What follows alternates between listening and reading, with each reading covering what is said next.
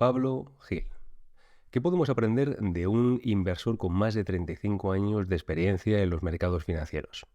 Bueno, desde luego me gustaría que aprendieras y que disfrutaras tanto de esta entrevista como lo he hecho yo. Acabo de estar hablando con Pablo durante más de una hora, haciéndole algunas preguntas que llevaba tiempo queriéndole hacer. Algunas preguntas más técnicas, otras preguntas más personales, pero en cualquier caso dos tipos de preguntas con un mismo objetivo: aprender más de los mercados financieros. De hecho, acaba de publicar un libro con Deusto titulado Aprendiendo de las crisis anteriores para invertir con éxito en el futuro. Un libro que nos ha servido como excusa para tener una charla amena y para tener precisamente pues esa entrevista que espero que puedas disfrutar. Como siempre, para mí un placer traerte a los mejores autores a nivel internacional para que podamos todos juntos aprender a seguir haciendo trading. Te dejo con la entrevista.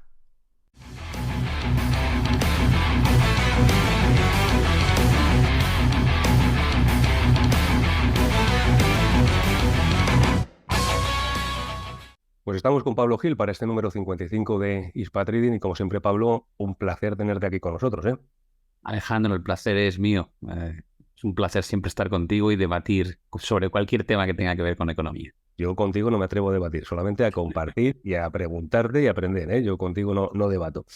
Pablo, pues hubiera alguien en el planeta todavía que no te conoce después de haber publicado tu libro, que te estaba recordando ahora que me lo has enviado sin firmar, así que ya hemos quedado tú y yo para que me puedas enviar el libro firmado o firmarme este cuando te vea. Te presento aquí con lo que nos viene aquí en la contraportada. Dice: Pablo Gil es economista, experto en bolsa, en mercados financieros, inversor profesional y formador, con más de 250.000 alumnos y más de 9.000 seminarios impartidos. Es una de las voces en español más reputadas y reconocidas sobre finanzas. Ha sido director del Departamento de Análisis Técnico y Cuantitativo del Banco Santander y fue socio fundador y gestor del primer hedge fund en market neutral en España, del fondo BBVA Partners, y en la actualidad ejerce como estratega jefe de XTB España y Latinoamérica. Todo esto en 35 años, Pablo. ¿Te ha dado tiempo a hacer más cosas aparte de esto? Sí, alguna cosilla más que no aparece en la contraportada sí he hecho, pero vamos, creo que con eso ya está bastante bien.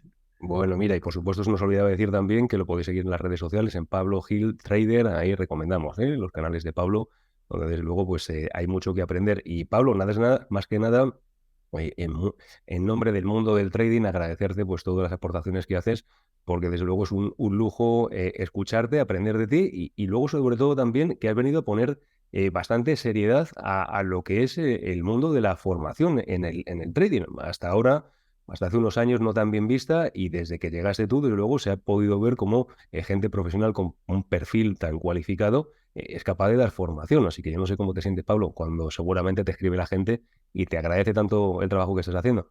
Pues es el motor, ¿no? Que te lleva a seguir intentando mejorar todos los días y difundir los conceptos financieros que a veces no son sencillos para los que no han tenido la oportunidad de estudiar carreras de económicas, empresariales o ADE, pero que creo que sí es fundamental porque, como digo siempre, inversores somos todos, ¿no? Todos tenemos nuestros pequeños ahorros o patrimonio y si no lo sabes invertir, pues pierdes capacidad de compra a lo largo de las décadas. Por tanto, sí, es muy gratificante y creo que muy necesario también.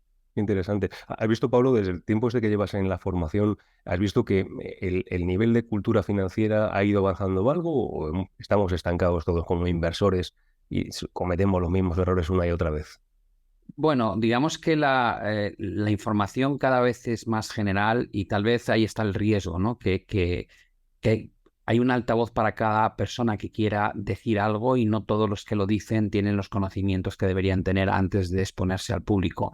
A mí lo que me llevó precisamente a esta labor de difundir conocimientos era que mucha gente se ganaba la vida contando pequeñas historias que no son muy reales a gente que aún sabía menos que ellos, ¿no? Entonces había una necesidad de decir, bueno, yo lo cuento porque lo he hecho, porque he vivido de esto, porque tengo un track record que lo avala y desde ese punto de vista me siento con fuerza moral para decir, no, hombre, esto no es lo que os cuentan ni es tan fácil como os dicen y quiero preveniros antes de que ocurra pues, el accidente de perder una cuenta o perder una parte importante de tus ahorros y patrimonio.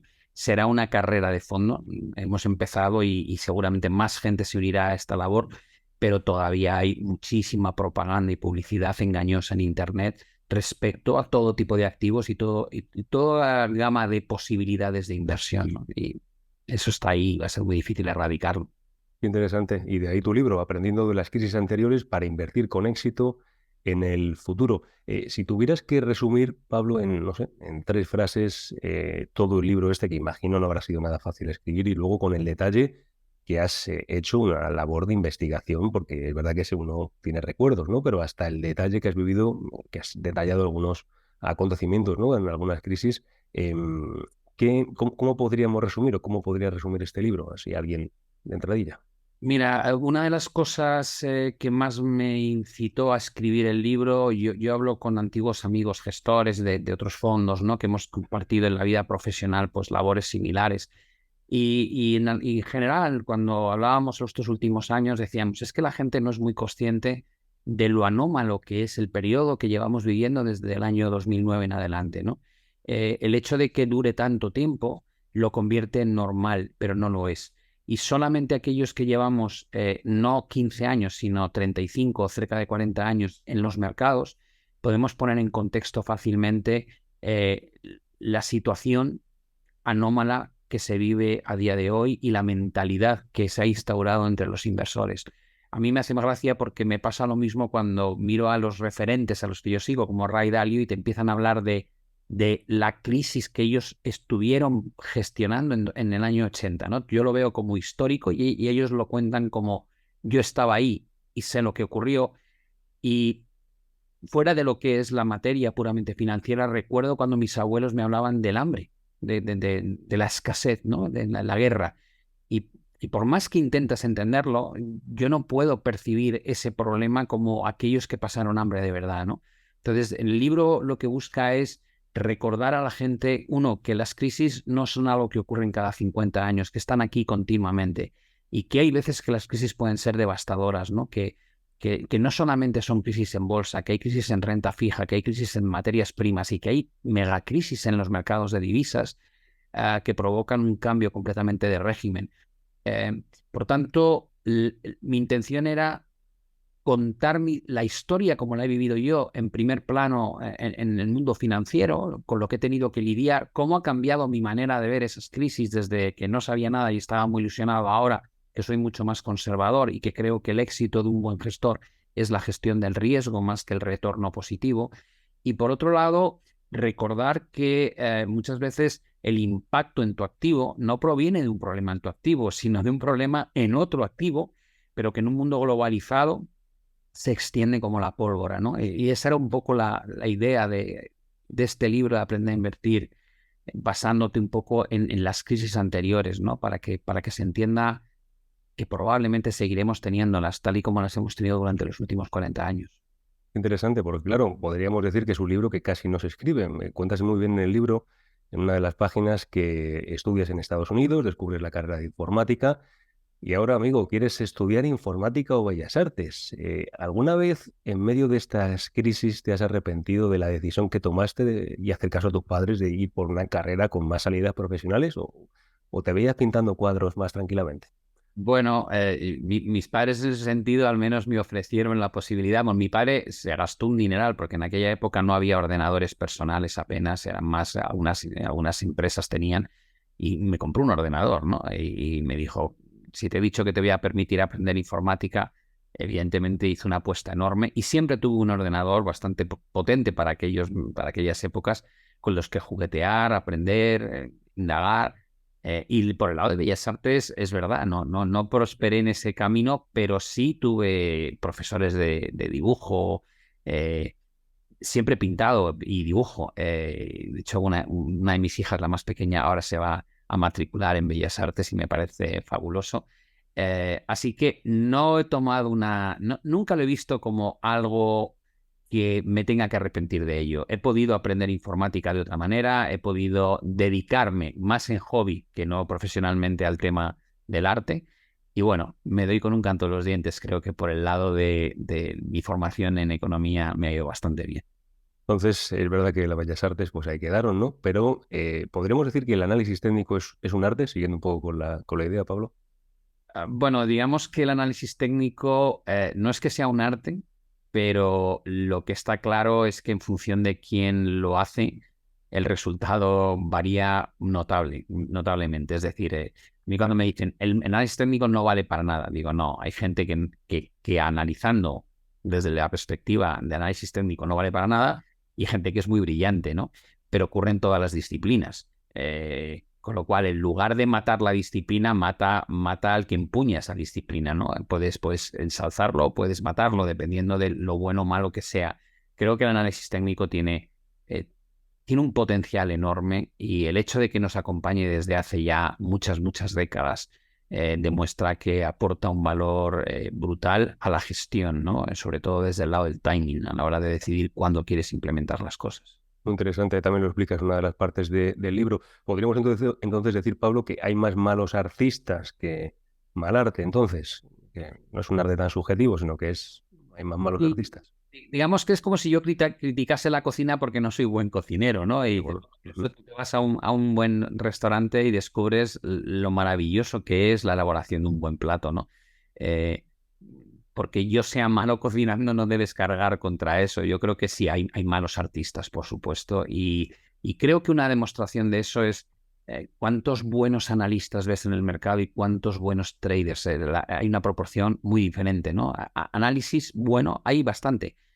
Que luego se traslade a una operativa buena, hay mucho menos. Dices, ¿por qué? Porque ahí nace el famoso factor psicológico, ¿no? Eh, que lo podemos, como digo yo, siempre trasladar a metáforas que no sean financieras. ¿Cuántos futbolistas fallan penaltis en el minuto 90 en una Champions? Muchísimos. ¿Cuántos meterían esos penaltis sin lugar a dudas practicando en el entrenamiento? Pues probablemente casi todos, ¿no? La diferencia no es la técnica, la diferencia es cómo gestionar la presión psicológica. Y en esto ocurre igual, ¿no? Creo que hay mucha gente que cuando no se juega nada analiza muy bien, pero cuando tienes que poner tu dinero y arriesgar y decidir el stop y el take profit, ahí la cosa empieza a cambiar y te tiembla la mano y se produce el desastre en el proceso de gestión, ¿no?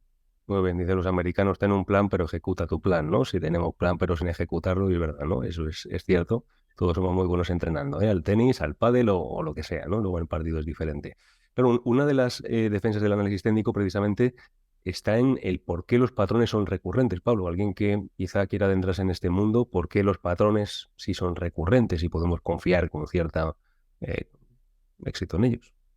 Bueno, digamos que hay un factor común en los mercados que no varía y es el ser humano, ¿no? Llevamos siglos siendo los artífices de la demanda y la oferta. Da igual que hablemos del trigo en Japón hace 4 siglos o de los tulipanes, ¿no? Cuando se forma la burbuja en Holanda. La realidad es que está en nuestro ADN. Querer ganar dinero, querer rentabilizar nuestras inversiones y se producen sentimientos que no son de ahora, que son de siempre, pues esos sentimientos de dudas, de complacencia, de miedos, de euforia, de irracionalidad, de pánico. Eso está presente porque al final afecta a nuestro bolsillo, ¿no? Y, y nacen de esos sentimientos. Los patrones que identificamos en los gráficos al final no hacen más que reflejar en qué fase se encuentra en su totalidad el mercado, ¿no? De confianza, de miedo, de pánico, y por tanto encuentras cierta armonía en cómo se comportan los precios y puedes buscar en ejemplos pasados situaciones que se asemejan, aunque tengan un denominador distinto desde el punto de vista económico, se asemejan a la hora de cómo los vivimos desde el punto de vista del sentimiento. Interesante. Claro, hablamos de análisis técnico y uno de los grandes debates que tienen de forma recurrente es análisis fundamental o técnico. Y precisamente yo creo que tú presentas una de las grandes novedades, ¿no? A la hora de enseñar a analizar el mercado. ¿Tú qué dirías, Pablo, para la gente que nos escuche? Mira, yo era muy purista cuando diseñaba sistemas de trading en Banco Santander, pues no dejaban de ser algoritmos, ¿no? Que tomaban decisiones de compra y venta al margen de mi decisión subjetiva, puesto que estaban basados en unas condiciones matemáticas o estadísticas determinadas. Y cuando lanzamos nuestro fondo, me di cuenta que no podías ir como, digamos, como extremista de una tecnología en sí, ¿no? Sino que había que integrarse en un grupo y mi socio era experto en análisis fundamental, ¿no? Y yo conocía pues, los principios de análisis fundamental, pero realmente ni los aplicaba ni tampoco me parecía tan interesante, ¿no? Este proyecto, digamos, que nos dura 13 años, en los que estamos sentados a un metro uno del otro, hablando todo el día sobre el mercado, pues hizo que él aprendiese mucho análisis técnico y yo aprendiese mucho análisis fundamental, y sobre todo aprendimos a coordinar nuestros análisis, ¿no? Entonces, llegó un momento en que era algo bastante natural, que él me decía, mira, estos son los bancos que yo quiero vender, estos son los que quiero comprar, el motivo es por esto, esto, esto, esto. ¿Cómo lo ves tú? Yo le mostraba lo que me gustaba y lo que no me gustaba desde un punto de vista técnico, y cuando coincidíamos en las ideas, era solamente una cuestión de ¿y cuándo lo hacemos? ¿No? Entonces, a veces el catalizador o el disparador de entrar al mercado a jugar esas ideas podía ser la publicación de resultados del banco, que decía, bueno, esto va a tener ya el efecto que yo pensaba, o en otras ocasiones era simplemente un efecto técnico, ¿no? Ha roto un nivel de soporte muy importante o ha completado una estructura de vuelta o lo que fuese, ¿no? Cualquier cosa que digas, yo creo que ya es el momento de empezar a montar o montar definitivamente la estrategia, y coordinarnos se convirtió en lo que hacíamos durante 13 años, ¿no? Por tanto, cuando la gente me dice fundamental o técnico, digo, no es o, es y, es decir, no son suplementarios, son complementarios. Y si le metes análisis macro, que yo también lo hago, creo que es otro factor complementario, ¿no? Y hay que verlo así. Creo que no hay que discriminar técnicas de análisis. Ya hemos dicho que importa más quién lo hace que la técnica en sí, ¿no? Por tanto, si eres con gente buena, con criterios de inversión distintos a los tuyos, aprende de ellos y escúchalos. Creo que es la forma de mejorar como trader y como inversor. Desde luego que es un análisis mucho más completo, ¿verdad? Y como tú haces y bien aprenden tus alumnos, ¿verdad? Sin embargo, hablando acerca del análisis chartista y también técnico, utilizas un indicador en concreto que debemos mucho utilizar, que es el RSI, y luego también un índice de sentimiento, que es el VIX. ¿Por qué estos dos, el indicador y el índice? Alguien que quiera aprender sobre esto, ¿por qué los tienes siempre en tu plataforma como si fuera ahí parte de ese cuadro que tú pintas? Tal vez, tal vez la razón es, quería tener alguna herramienta más para explicar ciertos comportamientos del precio, detectar esos finales de las grandes tendencias alcistas o finales de los grandes movimientos a la baja. Y más allá del price action, que es la estructura del precio, dije, hombre, pues podríamos contarles, sin hacer de este libro un manual de análisis técnico, porque no era mi intención, digo, pero podemos incorporar alguna pequeña herramienta más que les pueda ayudar. Y escogí el RSI porque probablemente sea uno de los indicadores más extendidos y conocidos del mundo, ¿no? Es decir, tal vez es un clásico dentro de lo que es el análisis cuantitativo y muy fácil de entender.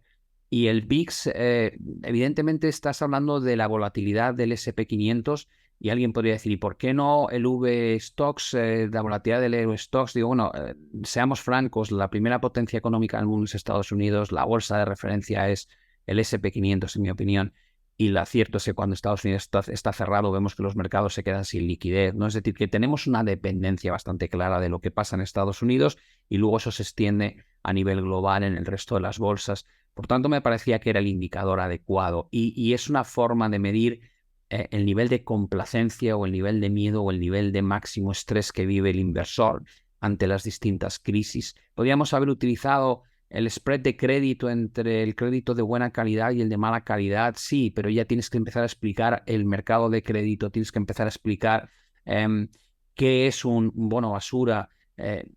Se complicaba mucho y no era mi intención hacer un libro solamente para la gente que tuviese un nivel medio o superior, sino todo lo contrario. Yo quería escribir un libro que pudiese leer cualquier persona con independencia de sus conocimientos financieros. Muy bien, ¿no? Desde luego que nos das ahí un poco la foto completa de tu acercamiento, ¿no? A la hora de analizar el mercado. No obstante, volviendo un poco al análisis macro que estabas comentando antes, claro, puede ser desconcertante para alguien que empieza a visualizar las noticias y ver que no siempre afecta al igual a la bolsa, ¿no? ¿Por qué podríamos decir que sucede esto, Pablo? Siguiendo ahí con tu labor educativa, alguien que nos quiera escuchar y no sepa mucho sobre esto.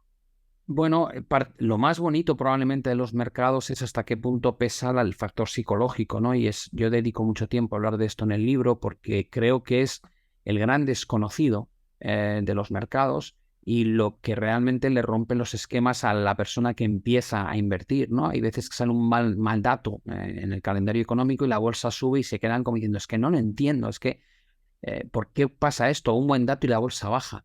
Digo, en primer lugar, porque vivimos en un mundo de expectativas. Nunca debes pensar que el mercado cotiza en su nivel de equilibrio. Estamos siempre por encima o por debajo del nivel de equilibrio. Las menores de las veces estamos equilibrados, ¿no? Porque tendemos siempre a proyectar la expectativa de lo que crees que va a pasar. A día de hoy lo veríamos muy fácil, ¿no? Dices, hay un debate entre si va a haber recesión o no va a haber recesión económica por las subidas de tasas de interés. Digo, ya, pero cuando tú te vas en las estimaciones de beneficios de los próximos trimestres, ves que todas las estimaciones marcan subidas en los beneficios empresariales de aquí a finales de 2024. Entonces, vale, ¿qué significa eso? Pues que no estás contando con que pueda haber una recesión. ¿Por qué? Pues porque cuando hay una recesión normalmente los resultados empresariales bajan. Ya pasó en 2022 cuando hubo simplemente la desaceleración económica profunda. Por tanto, una cosa es lo que verbalmente expresas y otra cosa es la realidad, ¿no? Tú estás estimando que no va a haber recesión económica tal y como presentaba el otro día Jerome Powell con sus estimaciones. Esa es la realidad. Si lo crees, te posicionas pensando se ha acabado el mercado a la baja porque ya estamos en la fase de recuperación y estás anticipando algo que no sabes si va a ser real o no. Estás descontando expectativas en base a determinadas metodologías de análisis. Esa expectativa no tiene por qué coincidir con el dato último real.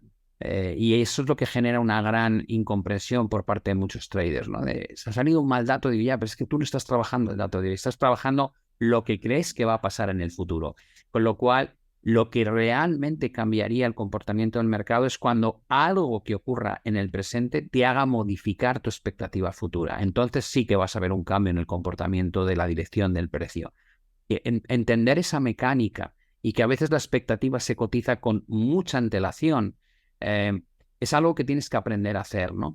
Y si no lo haces, si crees que lo que se está cotizando hoy es el presente, eres cadáver.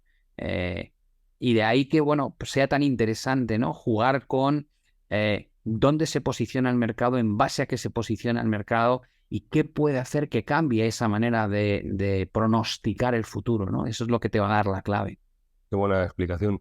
Bueno, volviendo un poco más, que yo creo que a la gente que nos esté viendo, Pablo, le interesa mucho conocerte un poquito más, ¿no? En el libro das algunas pinceladas, pero desde luego queremos volver otra vez a esa parte personal y conocerte un poquito más, ¿no? Volvemos otra vez a ese chico estudiando empresariales ahí y enganchado en software de simulación de bolsa que dices literalmente en el libro que jugabas a todas horas. ¿Cuántas horas jugabas, Pablo? Y sobre todo, ¿qué dirías a los que se toman la bolsa como juego? No sé si podemos sacar alguna lección, Pablo. Pues hombre, yo en aquella época se juntaba la edad, el tener un ordenador en casa que no era habitual, lo que les pasa a los chavales de ahora, que también se pasan horas jugando a todo tipo de juegos. Y, y bueno, yo ya te digo, y tenía ese juego y siempre que tenía un hueco, estaba con él abierto y dándole. Cada vez que hacías tus inversiones tenías que darle a siguiente semana, ¿no? Entonces en la siguiente semana te aparecía los precios de todas las cosas y yo no entendía. Yo me acuerdo que era impresionante porque para esa época ya tenías opciones call y put, ¿no? Podías hacer opciones. Vale. Y entonces yo, como no tenía ni idea de lo que eran las opciones call y put, yo probaba y en un momento dado decía, joder, he comprado las acciones estas y he comprado una call sobre estas acciones y en la call ganó un montón más. Había un apalancamiento que yo no sabía tampoco lo que era y veía que subía y yo me quedaba como pensando, me estoy forrando en esto, pero es que pero ¿por qué me forro mucho más que con la compra del contado, ¿no? Y ahí nace un poco el interés, ¿no? Que claro, no había internet, no podías hacer una pregunta a ChatGPT, ¿no? Oye, ¿qué pasa? No, te ibas a la biblioteca, buscabas libros. Mi padre era economista, ¿no? Y me consiguió información al respecto. Y creo que le gustaba mucho, ¿no? Que tuviese ese interés por entender qué pasaba y por qué pasaba. Con lo cual, para mí fue un incentivo muy bonito a meterme en el mundo en el que luego me he ganado la vida. Bueno, ahí tardaste poco porque comentas, ¿no? Que con 20 años te haces cargo de la cartera de acciones de tu padre y dices, me sobraba soberbia y me faltaba conocimiento. ¿Ves esto en algunos jóvenes en las redes sociales hablando sobre trading, Pablo? Sí, yo creo pero no creo que sea un problema generacional. Creo que es un problema de que cuando eres joven, pues ves el mundo de otra manera, ¿no? Y además hay una cosa que se da en todas las casas, yo creo, ¿no? Y cuando tú ya tienes un joven que está entrando en la fase de madurez, pues igual que pasa en las manadas, ¿no? En la jungla o en la sabana, ¿no? Pones a prueba al líder hasta ahora, ¿no? Entonces hay un comportamiento, digamos, de cuestionar las cosas, eh, y creo que eso sigue pasando, ¿no? Y entonces los jóvenes cuestionan a los que llevan más tiempo, te tachan a lo mejor de, es que tú no entiendes porque esto es nueva tecnología o es que esto te pilla ya muy lejos para comprender la inteligencia artificial o blockchain o tal. En el fondo es natural que hagan eso. Yo lo hacía, imagino, en mi época también. Cuando tú lo miras con los ojos del veterano, eh, pienso, pues como hacía yo. O sea, no tienen ni idea del error que están cometiendo y probablemente dentro de 35 años ellos serán los que miren a los jóvenes con la misma sensación de madre mía, lo que les queda por aprender. Sí, creo que ocurre. Algunos lo hacen con más estilo, más cuidado y otros con más soberbia, ¿no? Yo creo que cuando se hace con cuidado y simplemente te cuestionan con educación pero el por qué, creo que es buenísimo. Cuando se hace con soberbia, pues no, es falta de respeto. Creo que se pueden preguntar y cuestionar las cosas desde la educación siempre. Buena reflexión. Entonces, podríamos decir que el antídoto contra la soberbia y la falta de madurez es...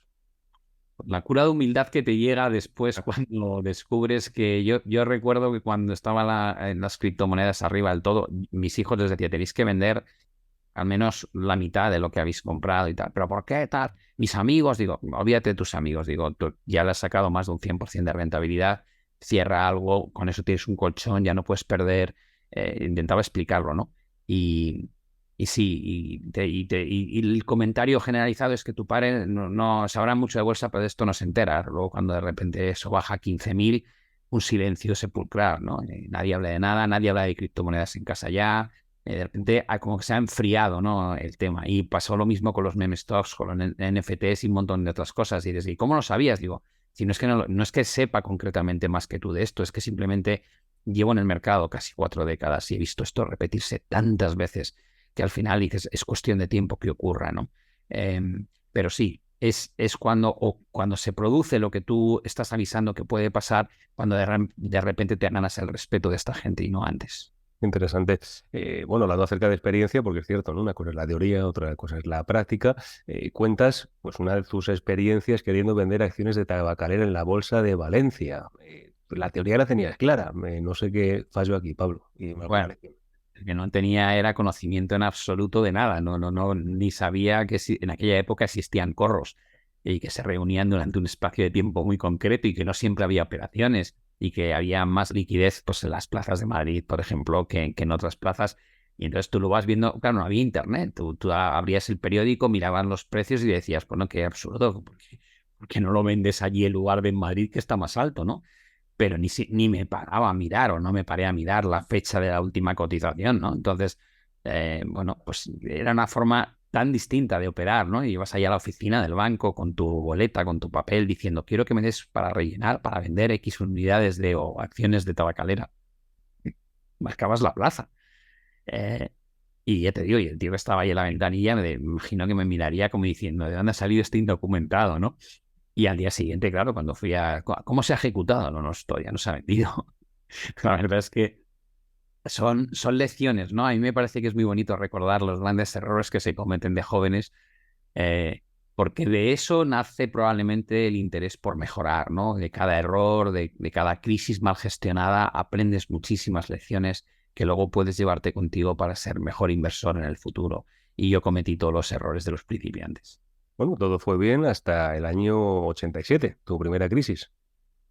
Sí, veníamos de un comportamiento totalmente aberrante. La bolsa había subido, no sé si eran 60 y tantos por ciento el IBEX el año anterior. Y yo no me parecía raro. Y yo digo, bueno, ¿cómo no te puede parecer raro que una bolsa suba semejante cantidad de puntos porcentuales en unos pocos años, ¿no? Eh, y yo, pues con esa mentalidad del que no sabe nada, era, no, es que yo seré muy bueno, es que lo que yo he comprado ha sido una lección buenísima. Y que no, subía todo y daba igual en lo que estuvieses invertido, ¿no? Y cuando luego llega el crash del 87 tampoco entendía nada, ¿no? Sí, veía las noticias, veía los periódicos, pero para cuando te quieres dar cuenta, estás vendiendo diciendo, bueno, espera, que estoy pasando de haber ganado muchísimo dinero a empezar a perderlo, ¿no?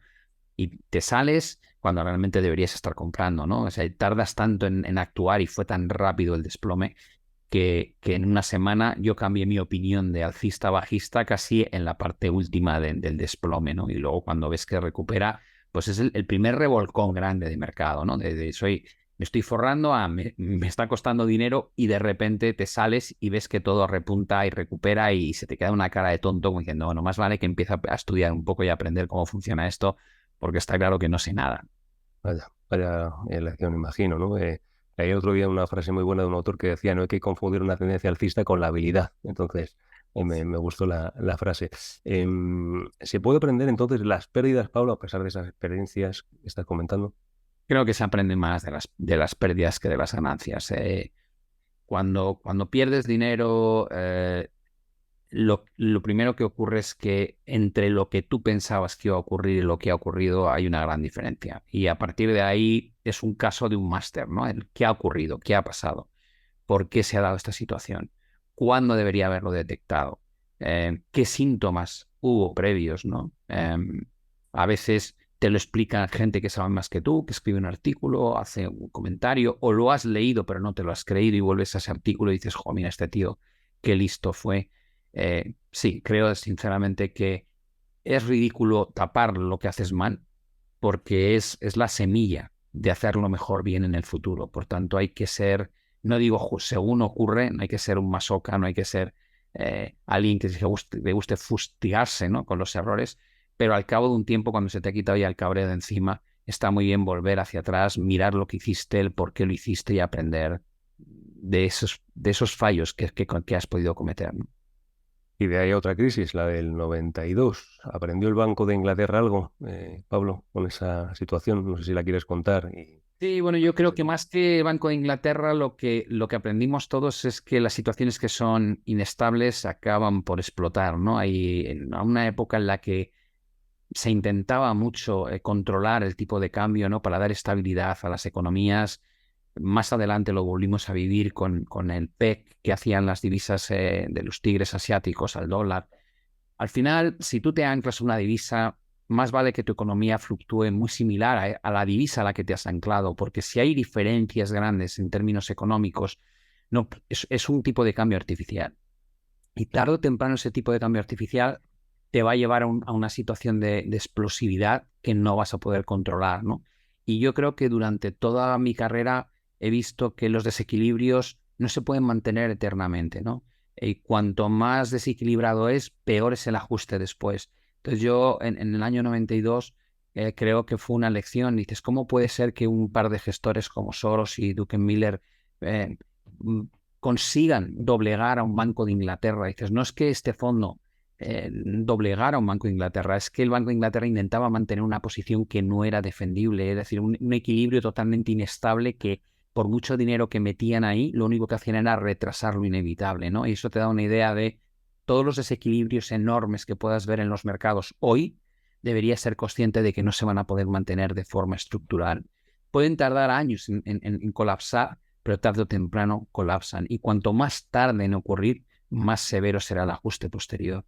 Qué buena reflexión. ¿Sabes que entrevisté a Jim Rogers, otro de los socios de Soros, para, ya no me acuerdo qué número fue, el 15 o el 14, lo pueden buscar ahí, por ahí debajo, estará seguramente por el vídeo. Y bueno, buena reflexión, más hablando de materias primas, ¿no?, del libro que él sacó, pero desde luego un tipo interesante. Entonces la lección, Pablo, es que a veces los mercados son eficientes, entonces. Digamos que los mercados, igual que decíamos antes que fluctúan en torno a un punto de equilibrio, fluctúan en torno a un nivel de eficiencia. La eficiencia en el corto plazo no existe, pero en el largo plazo sí. Todo acaba ajustándose. Lo que vivimos, por ejemplo, desde hace ahora década y media, es un intento por desvirtuar el equilibrio natural de las cosas. Cuando la gente me dice, ¿por qué dices eso? Eso no es cierto. Digo, mira, en 2020 vivimos la peor recesión económica que se recuerda del último siglo, solamente comparable a lo mejor a lo que se vivió en la depresión del 29. Se paralizó la economía mundial. Entramos en tasas de PIB negativas como no habíamos visto jamás. Y a pesar de eso, no se paró de consumir y las bolsas cerraron en máximos históricos en Estados Unidos. Eso no es una situación equilibrada, eso es generar una demanda artificial mediante política monetaria y fiscal ultra expansiva que tiene como coste dos cosas: un endeudamiento crónico que te lleva a deudas históricamente altas y, por otro lado, a un nivel de inflación que luego hemos tenido que ir pagar los ciudadanos con la pérdida del poder adquisitivo durante los últimos 2 años y medio. Con lo cual, lo único que hacemos es, en lugar de tomarnos la enfermedad como es decir, nos va a tocar una semana durísima de gripe, con fiebre, tal y cual, intentamos mitigarlo a cualquier precio. Pero luego ese cualquier precio es muy alto. Una crisis como la de la pandemia tal vez habría sido excesivamente severa sin medicinas, pero no hacía falta dopar al mercado, dopar a la economía de la forma que se hizo. Nos hemos pasado 4 pueblos por la derecha y luego hemos sido lentísimos a la hora de retirar todos esos estímulos monetarios. Si dejásemos que las crisis fuesen más naturales, que cada 8 o 10 años, como ocurría antes, hubiese crisis, pero sin que antes hubiese excesos demasiado llamativos, la crisis se solucionaría por sí sola con las medidas monetarias habituales, no con estos QEs que inventamos, sino simplemente con la subida y la bajada de tipos de interés, lo que siempre funcionó. Hay que asimilar esas cosas. Las crisis son duras, pero no son malas. Limpian el tejido empresarial que nos sirve, el que no genera dinero, eliminan los excesos de las valoraciones, permite un crecimiento más sólido posteriormente. Y no queremos asumir eso, porque por la razón que sea, creemos que cualquier precio es pagable con tal de evitarlo. Y creo que estamos en un error de concepto muy, muy grande que tendrá consecuencias muy graves a medio y largo plazo. Hablando de poca eficiencia, ya un poco más en el plano personal, empiezas a estudiar análisis técnico. ¿Y cómo alguien puede estar contento, Pablo? Cuéntanoslo, sobre todo a los más jóvenes, tecleando durante meses los datos de cotización de las divisas, alto, máximo, bajo. ¿Cómo alguien puede estar contento haciendo esto, Pablo? Cuéntanos la situación informática de la época también, ¿no? Para Bueno, que tengamos.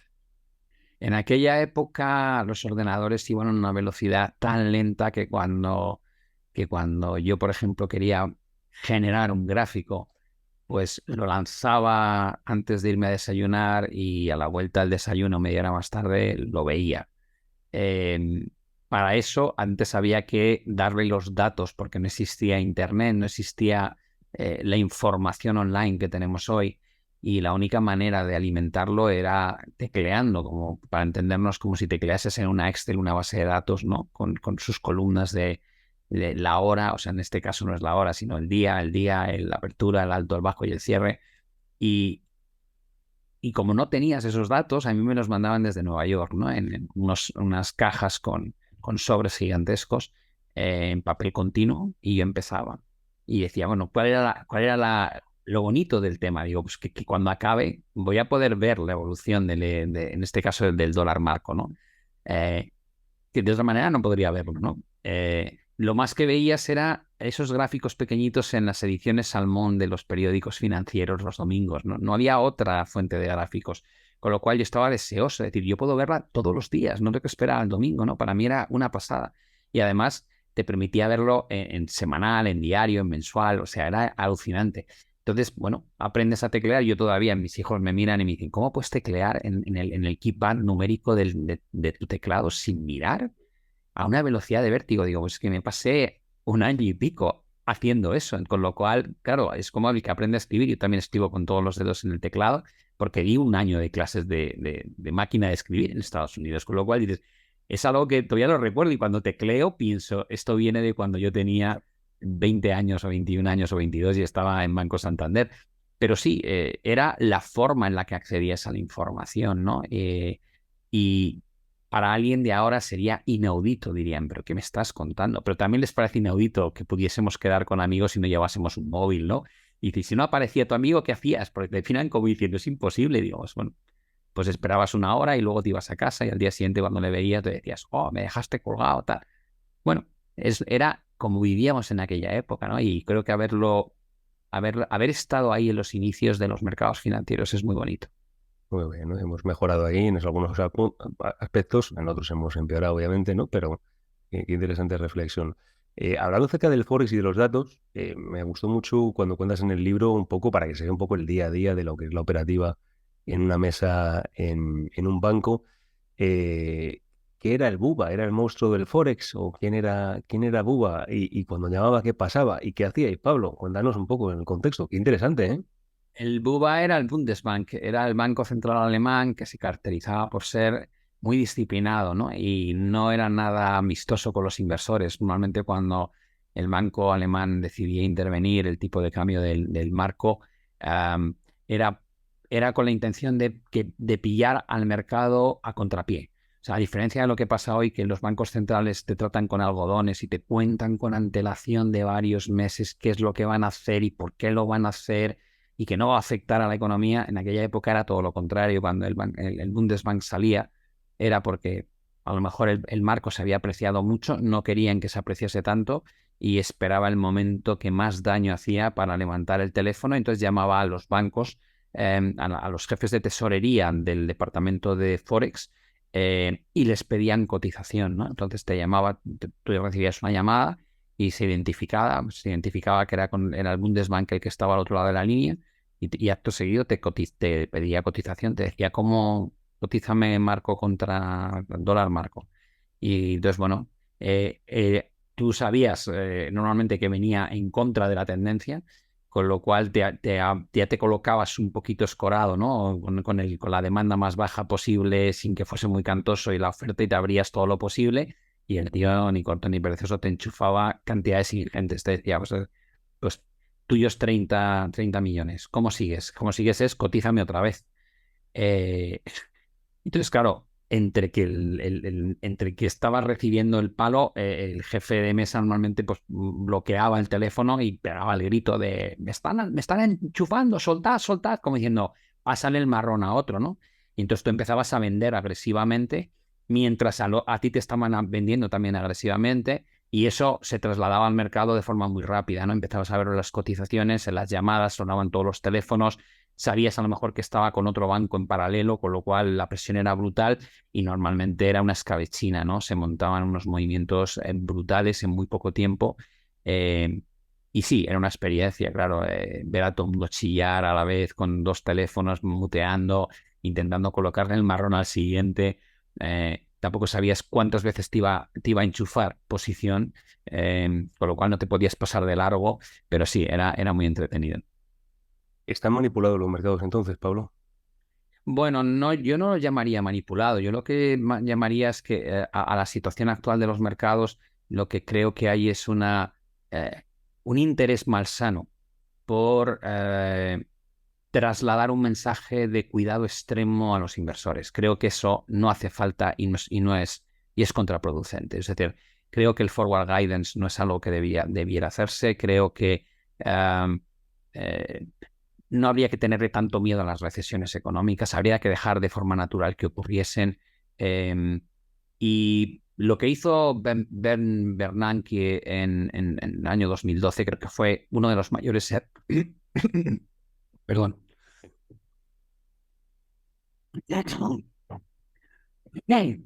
Uno de los mayores errores que se pueden cometer cuando él dijo voy a generar efecto riqueza porque eso va a suponer a la larga mayor consumo e inversión y por tanto mayor crecimiento económico. Y cuando hace eso y empieza a implementar masivamente los programas de QE que luego hemos copiado todos, genera un efecto riqueza, hace que la bolsa suba mucho, hace que el inmobiliario suba mucho, pero no consigue que crezca más. Es decir, mucho del estímulo que se lleva volcando desde hace más de una década acaba en los mercados financieros, no en la economía real. Y de ahí que cuando miras la métrica de Warren Buffett, esta famosa de market cap to GDP, ves que estamos por encima de la cota del año 2000, que era la mayor burbuja que hasta ese momento se había registrado. Y dices, ¿por qué? Digo, pues porque lo único que haces es crear inflación de activos, no crecimiento económico.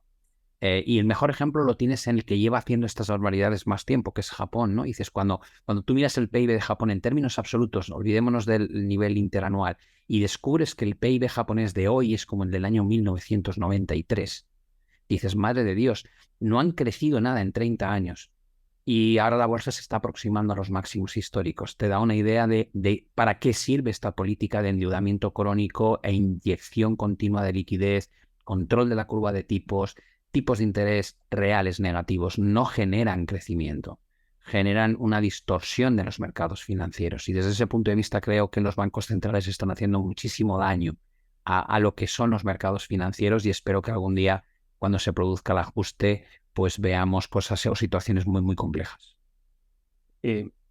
Siguiendo un poco con el tema de la manipulación, claro, tú has estado ahí en la parte del lado oscuro, has visto el lado oscuro, ¿no? Ahí has visto el lado de la que llaman las manos fuertes ahí. ¿Qué podríamos decirle, Pablo? ¿Qué puedes decirle a aquellos que piensan que todos y cada uno de los movimientos que aparecen en su gráfico es una conspiración del sistema para tocar sus stops? ¿Hay algún comentario de parte de una mano fuerte? ¿Es mano fuerte? Te pongo el micrófono. Sí, mira, yo creo que siempre digo lo mismo. Cuando yo gestionaba nuestro fondo, lo último en lo que pensaba era en el inversor minorista. Me importaba cero. ¿Cuál es tu preocupación? Tu preocupación siempre es hacia arriba, no hacia abajo. Es decir, tengo que lanzar estas órdenes durante el día, a ver cómo lo hago para que Goldman Sachs no se dé cuenta, para que Morgan Stanley no lo vea, para que UBS no lo vea. ¿Por qué? Porque si me lo ven, van a hacerme front running, van a empezar a moverme el precio antes de que llegue mi orden. Yo tengo que vender o comprar muchos millones de dólares o de euros de un activo. En bonos no pasa nada porque es súper líquido, o en euro dólar no pasa nada, pero cuando me voy a acciones de tamaño mediano se nota un montón, y a veces tardábamos 2 días en montar una posición, estando todo el día comprando o vendiendo, ¿no? Con lo cual era fundamental cómo lanzabas la orden al mercado para que no se te viese. Con lo cual, para mí hay un momento clave en el que entiendo que cuando llega un dato de IPC o de tipos de interés, yo como gestor estoy protegiendo mi gestión para que salga lo mejor posible. Lo último que se me ocurre es estar moviendo el mercado con la intención de que salten los stops de gente que además tiene unas cantidades invertidas diminutas comparadas con las mías, con lo cual no le voy a sacar mi partido. Entonces, cuando has estado en los dos lados, a mí me hace muchísima gracia, ¿no? Lo que comentan los inversores. La única vez que he vivido eso, esa parte, digamos, de que te hacen saltar los stops, es en los cambios de sesión entre áreas geográficas. Cuando tú dejabas, por ejemplo, en nuestra época, una posición en dólar marco abierta y acaba el mercado europeo y empieza el mercado estadounidense, y muy especialmente cuando acaba el mercado estadounidense y empieza el mercado asiático, hay un periodo de hora y media, 2 horas, con muy poquita liquidez. Si el precio está muy cerca del nivel de stop, sí te puede pasar que un banco grande diga, bueno, le quedan 10 pipos para llegar al stop, lo voy a forzar yo. Y cuando salte el stop, si es una orden grande, el stop, le has pasado un stop grande, me lo quedo como cobertura al movimiento que he hecho previo. Pero son ventanas de tiempo extraordinariamente estrechas donde necesitas mucha iliquidez, no en torno a una gran cifra donde todo el mundo está invirtiendo, operando o haciendo trading. Interesante.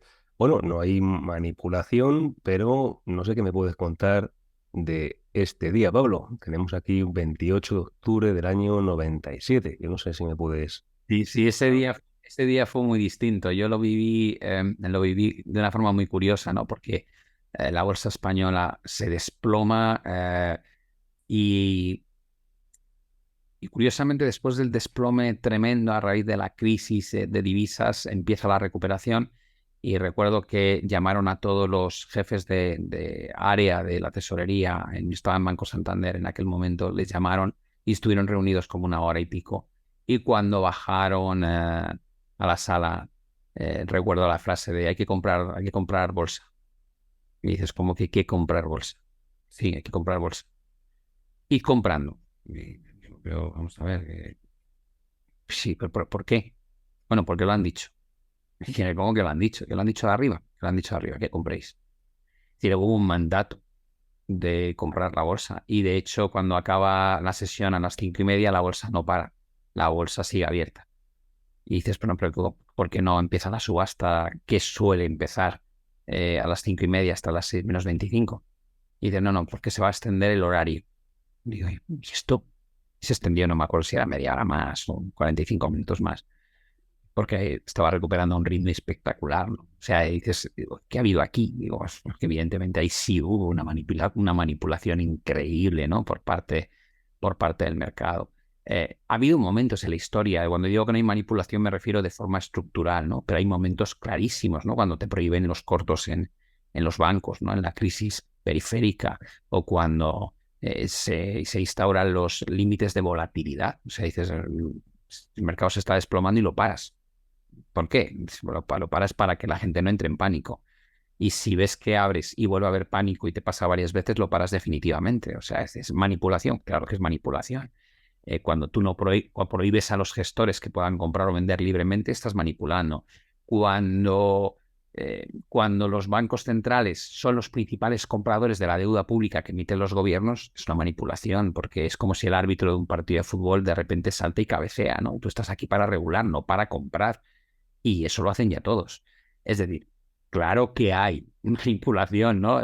Desde la interferencia de los bancos centrales en los mercados no ha hecho más que crecer en las últimas décadas. Y lo que hace, por ejemplo, el Banco de Japón con el control de la curva de tipos es una manipulación expresa de no permitir que llegue a pasar por encima de un cierto nivel el coste de financiación. O cuando el Banco de Suiza te dice, no voy a dejar que el euro suizo baje de 1,20 y lo mantiene ahí durante un par de años. Claro que es una manipulación expresa. Bueno, o sea, cuando digo, ¿hay manipulación continuamente en todos los activos? No, hay manipulaciones puntuales en momentos determinados que a veces se extienden durante mucho tiempo. En el caso de Japón es llamativo lo que está haciendo. Sí, claro, lo cual te da la sensación de que pueden cambiar las reglas de juego cuando les apetece y como quieran. Muy bien explicado, lo hemos entendido muy bien, Pablo. Año 97, vamos al año 2000. Lo poco que te faltó para comprarte un Porsche. Cuéntanos esta historia, Pablo. Qué interesante. Sí, bueno, yo estaba con la misma ilusión que tienen todos los inversores de jóvenes. Estaba como loco con el tema eh, de Internet, ¿no? Y en cuanto salió a bolsa Terra, pues dije, ¡buah! De cabeza. Creo que recordar que la colocación al tramo minorista fue a 11,25. Yo no pude entrar ahí porque estaba trabajando como a nivel profesional, pero compré el primer día que se podía cerca de 30, ¿no? Y a partir de ahí me senté y disfruté de una subida totalmente estratosférica, ¿no?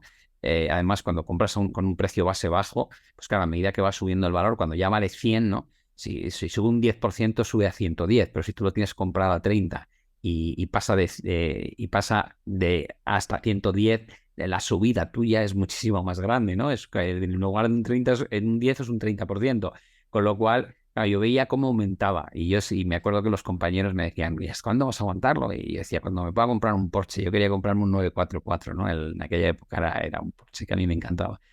Y estuvo cerca, no llegó, faltó un poco, pero es que Terra se convirtió en el cuarto valor de mayor capitalización bursátil de todo el IBEX, hasta ese punto llegó el disparate, ¿no? Y luego cuando empezó a darse la vuelta, pues yo como es lógico, no quería asumir que era la vuelta definitiva sino una corrección, ¿no? Y tardé creo que hasta 83 más o menos, venía de cotizaciones de cercanas a 150 y hasta 83 no lo liquidé, ¿no? Y aprendí un montón. La gente me decía, tal, que se te ha escapado un montón de lo que llevabas ganado. Digo, sí, bueno, y luego al cabo de un año, cuando Terra se fue a cero, dije, pues mira, he conseguido casi triplicar mi inversión, a pesar de que tenía mucho más ganancia de la que realmente ejecuté finalmente. Digo, pero bueno, aprendes muchas cosas, ¿no? De los sentimientos, de lo que te lleva a tomar decisiones en estos entornos tan complicados, porque son burbujas que hacen que los movimientos se muevan o sean verticales o exponenciales, ¿no? Pero fue una lección muy bonita.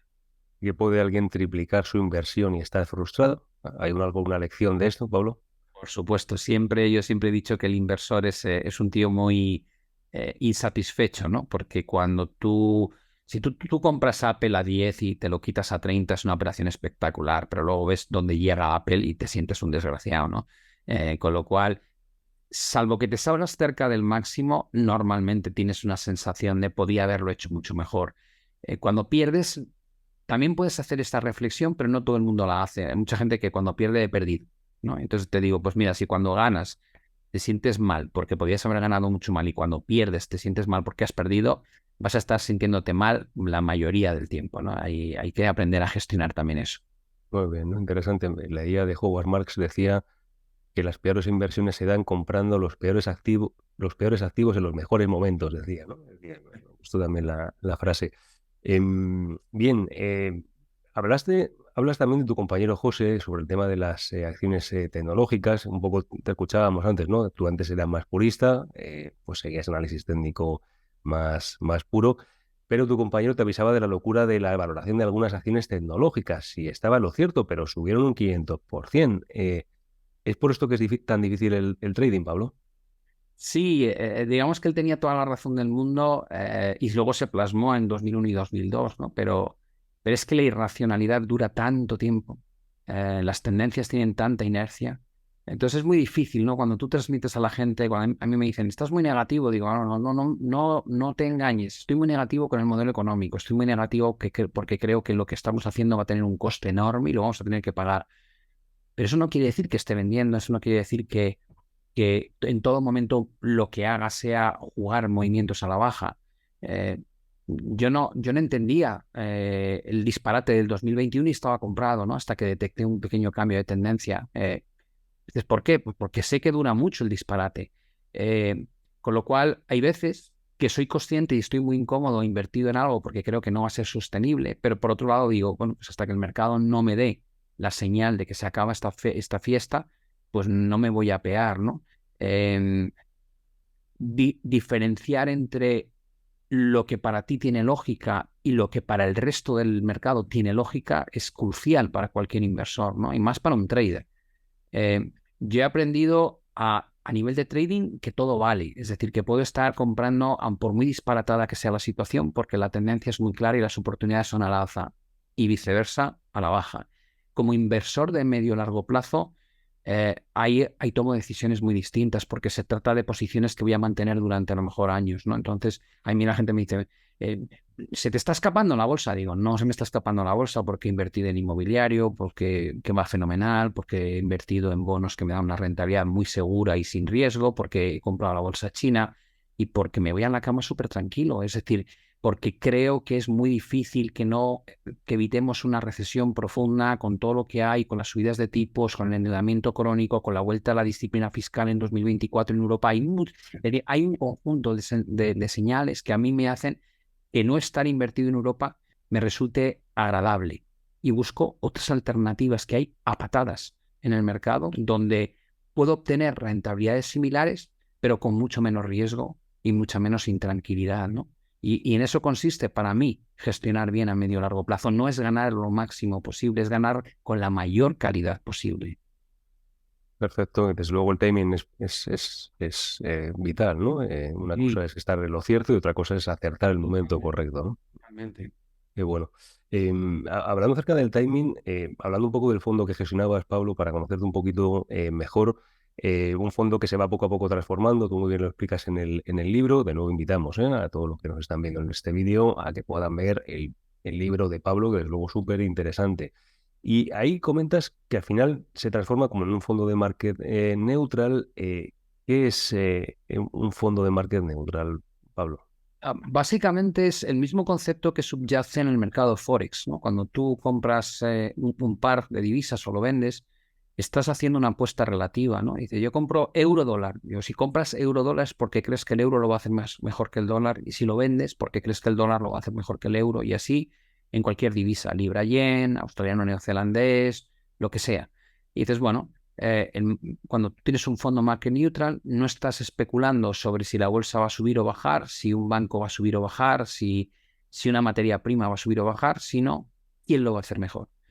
Lo va a hacer mejor BBVA que Santander, lo va a hacer mejor Goldman Sachs que JP Morgan, lo va a hacer mejor el oro que la plata, lo va a hacer mejor el Eurostoxx 50 o el SP 500. Y cuando montas dos estrategias, montas una estrategia en la que compras una de las patas y vendes la otra en el mismo importe nominal, ¿no? Y puedes ganar dinero comprando el IBEX y vendiendo el CAC 40, aunque el IBEX baje un 10%, y si el IBEX baja un 10%, tú estás perdiendo en lo que has comprado un 10%, pero si el CAC 40 baja un 15%, le ganas un 15% a lo que has vendido, y la diferencia de retornos entre el menos 10 y el más 15 te deja una ganancia de un más 5%. Con lo cual, te desentiendes automáticamente de lo que es la dirección propiamente dicha de los mercados y simplemente estás generando lo que llamamos alfa. Si la beta es el porcentaje de la ganancia que viene derivada de la subida del subyacente, que es el índice, el alfa es cuando extraes valor sin tener en cuenta la dirección del mercado, ¿no? Y en este caso se trata de un fondo puramente alfa. Si alguien quisiera aunque esto es mucho más complejo, ¿no? Replicar esto básicamente en su casa, Pablo. ¿Algún ratio fundamental, alguno de esos screeners que tenemos disponibles por internet, algún screener, algún ratio que tú vigilaras o tu compañero León en este caso o alguno de los otros? Bueno, nosotros aplicábamos conceptos macro, conceptos fundamentales de valoración de las compañías y luego graficábamos el comportamiento relativo de los dos activos a través de un ratio. Eh, Ahora mismo en TradingView, por ejemplo, puedes crear ese ratio de forma gratuita, ¿no? Poniendo simplemente el primer activo, luego la barra a dividir y luego el segundo activo. Y eso te genera una evolución de un gráfico que lo que te muestra es la fluctuación de ese cociente, ¿vale? Cuando sube, el del numerador lo está haciendo mejor y cuando baja, el del denominador lo está haciendo mejor. Y ahí puedes calcular Fibonacci, puedes calcular líneas de tendencia, localizar formaciones gráficas, de la misma manera que lo harías con cualquier divisa. A la hora de calcular las patas de cada posición, Pablo, ¿has dicho exactamente igual o Es tenéis en un cuenta ajuste nominal.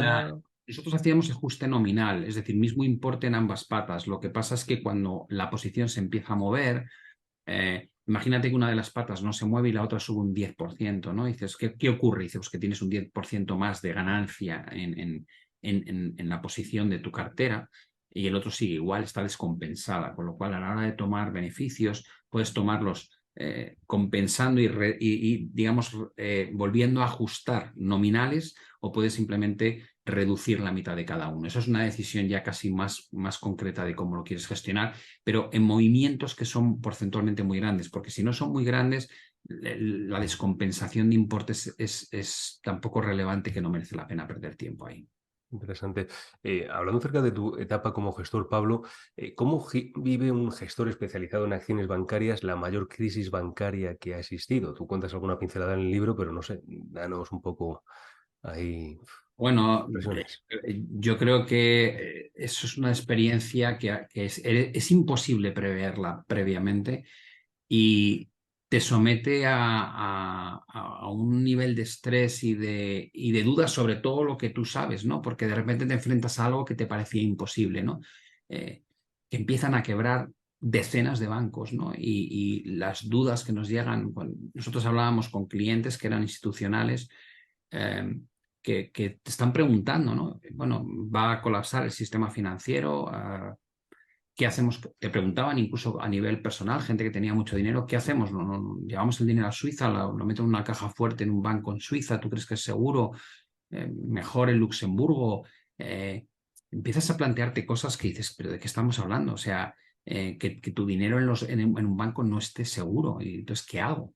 Eh, es decir, es un entorno. Y claro, al principio no te lo crees mucho, pero luego vas viendo que van cayendo y cuando ya cae Lehman, ¿no? Que es uno de los bancos más grandes en Estados Unidos, le empiezas a dar realmente peso a la posibilidad de que el sistema financiero en su conjunto quiebre porque es un sistema que al ser fraccional pues no tiene un respaldo físico. Es un tema de confianza, ¿no? Em, y desde el punto de vista de gestor, bueno, yo me acuerdo que no dormía fatal, muy pocas horas por la noche y había veces, pues bueno, que me levantaba por la noche caía dormido muy rápido, pero luego a las 5 de la mañana me levantaba con una ansiedad enorme, ¿no? Sin saber muy bien y mirando continuamente el teléfono para ver las cotizaciones, cómo iba el mercado. Y llegó un momento en que decía, bueno, me voy a la oficina, o sea, me da igual que sea a las 6 de la mañana, me voy a la oficina para estar aquí en la cama como un tonto mirando el móvil, me voy allí y veo la sesión asiática.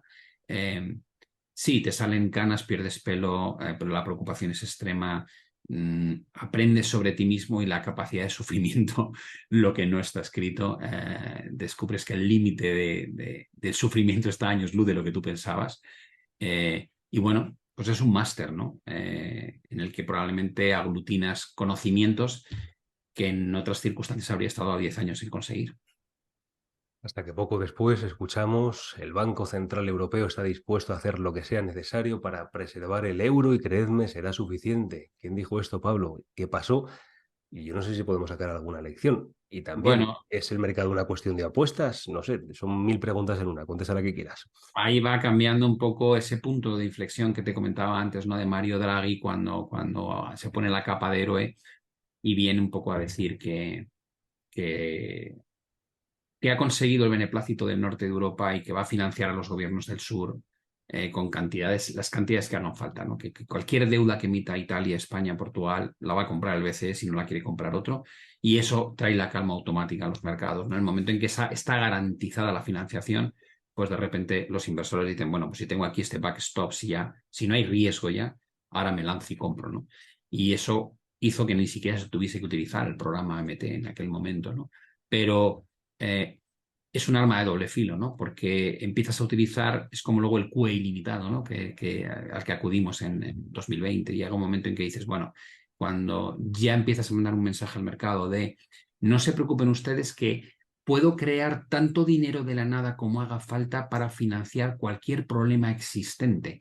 Es un mensaje donde la cola izquierda del riesgo te la cargas, metes a los inversores en esa mentalidad de da igual todo.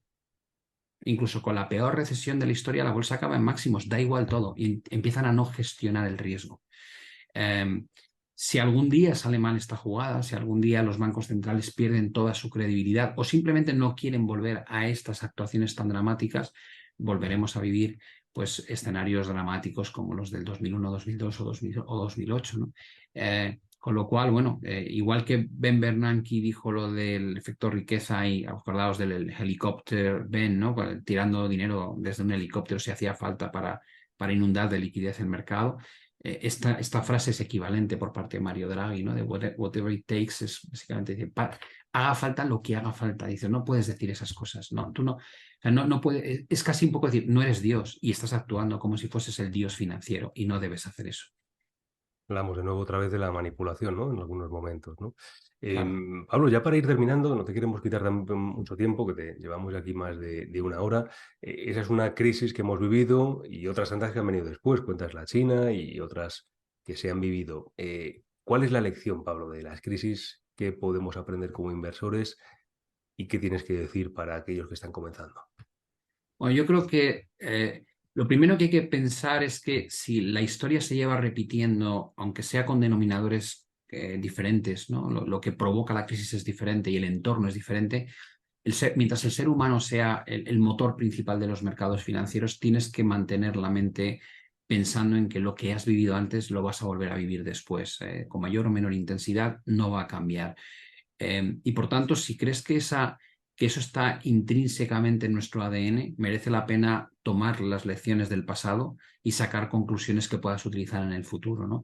Y una de las conclusiones que yo comento en el libro muchas veces es que en los momentos de pánico extremo, cuando hay una capitulación real por parte de los inversores, es donde suele estar el caldo de cultivo idóneo para encontrar grandes oportunidades de inversión en el futuro, ¿no? Por eso mucha gente me preguntaba, ¿y en 2022? Digo, no, en 2022 no hubo pánico, y por eso ponía el VIX, ¿no? Como en el libro, digo, no hubo pánico, la volatilidad no pasó del 35%, muy lejos de cualquier otra crisis, y no hubo un spread de crédito al alza. Por tanto, para mí hubo una corrección, pero no hemos visto realmente ese cambio de mentalidad por parte del inversor que lleva instaurado desde el año 2009 y que cuando ocurra, y yo no sé lo que tardará, pero ocurrirá, surgirá la siguiente gran oportunidad, en mi opinión, de comprar la bolsa con expectativa de una década de retornos positivos. A día de hoy no lo veo, ¿no? Y me pasa lo mismo con muchos activos, ¿no? Y lo he visto solamente en la bolsa china en los últimos años y es lo que me ha animado a empezar a invertir en renta variable en China.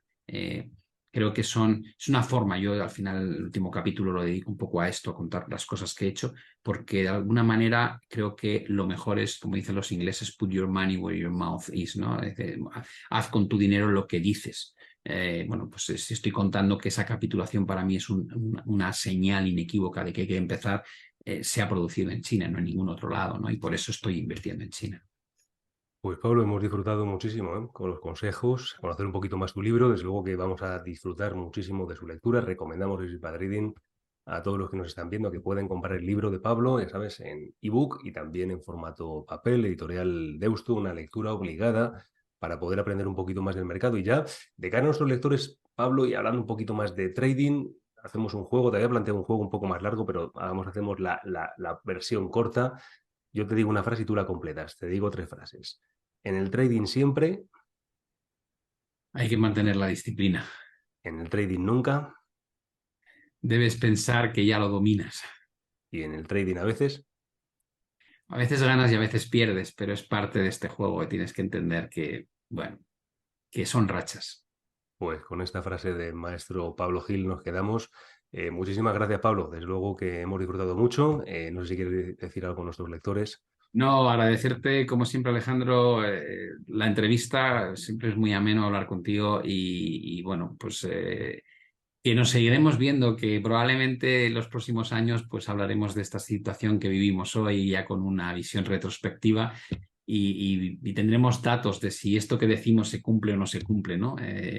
Yo creo que la historia financiera se escribe paso a paso y estamos en un momento muy interesante, ¿no? Porque lo que hemos vivido en los últimos 3 años no tiene parangón, probablemente en aglutinar cisnes negros en un espacio breve de tiempo y la reacción monetaria y fiscal también ha sido sin precedentes. Por tanto, esperaría no la normalidad que espera el mercado a continuación, sino que de estos experimentos que hemos hecho, lo que venga sea un resultado totalmente anormal.